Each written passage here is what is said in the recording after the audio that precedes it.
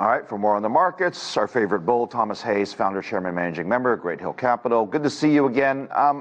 We have a new month, but I think we have the same problem because we're going to talk about the same problems.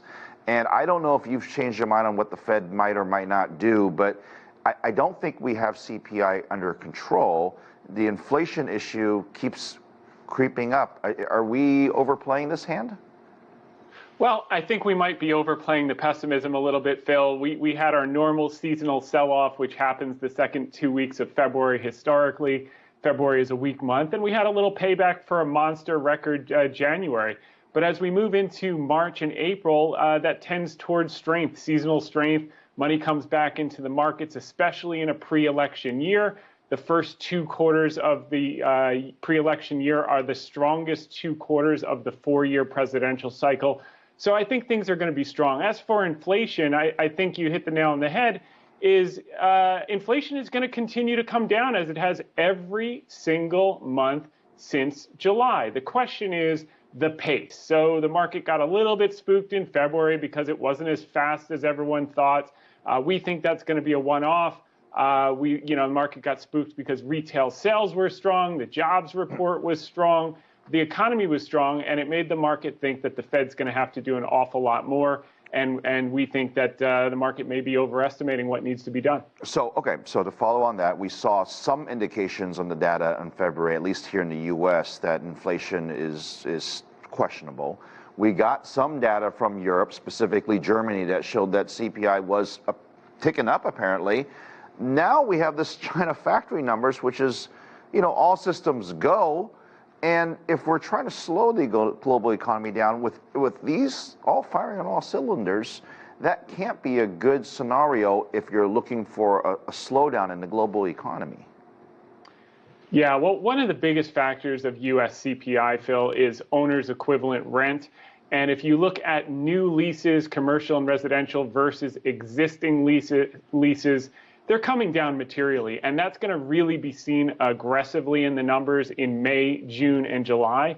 And that extremely heavy-weighted component of CPI is going to start to show on that lag basis in May, June, and July. So I think we just have to bide our time. If it moves down slowly like it did in February or quicker than expected, it's kind of immaterial. We have the jobs report coming out next Friday on the 10th.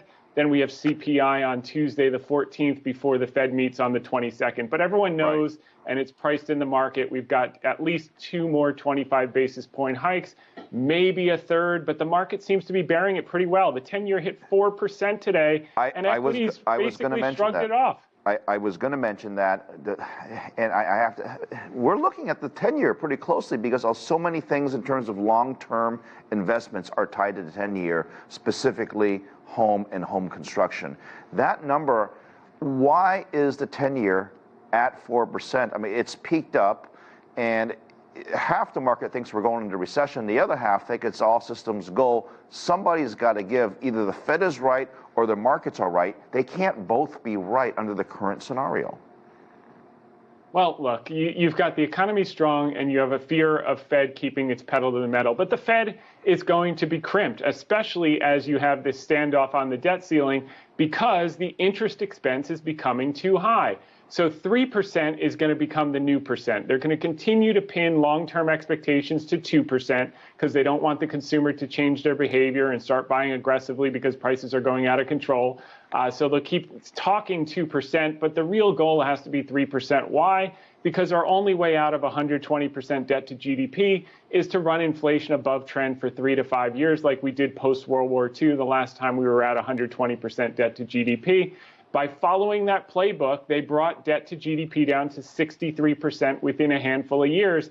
And if they follow that playbook now, let inflation run a little hotter than expected, keep managing long-term expectations down, I think we're going to bring debt to GDP down, and I think the economy is going to continue to hum. I don't want to get too technical here, but the valuations, the S&P 500 somewhere between 17 and 18 times forward, depending on who you talk to or which numbers you take. I've got some experts that have told me that they should be closer to 12, 13, which would imply a drop in the markets of 25%. And I'm the bull like you. I try to argue, well, wait a minute, there's cash on the sidelines, things are getting better, things aren't that bad, yada, yada. What is a reasonable valuation to pay in this market? And when I mean reasonable to pay, you want to pay it because you still want to give yourself some upside, right? So it's not full valuations that you're looking for. And then where are we supposed to make some money this month?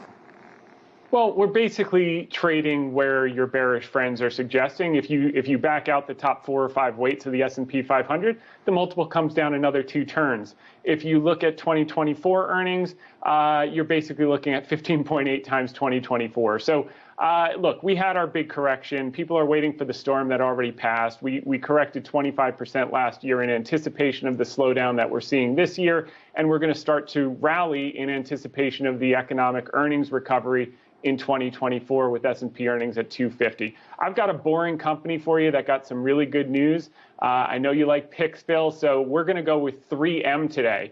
First off, number one, stick with your Alibaba. This will probably be the last time you have a chance to ever buy it below $100. So that goes without saying. But in terms of the U.S., we've got a sleepy company called 3M. They got some good news that the Department of Defense said that 90% of the earplug lawsuit plaintiffs had normal hearing, which has been a legal overhang on the stock. The stock is trading at 11.5 times forward earnings compared to its historic multiple of 17 times. You get a 5.5% dividend while you wait.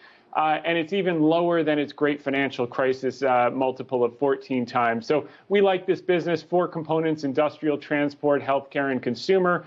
We think that this is going to get a re-rating as some of the legal overhang comes out, and as they do a couple tax-free spins to unlock value for the shareholder. There is nothing wrong with boring, and I'm happy to get paid to wait. Thomas, always good to see you, my friend. Thank you.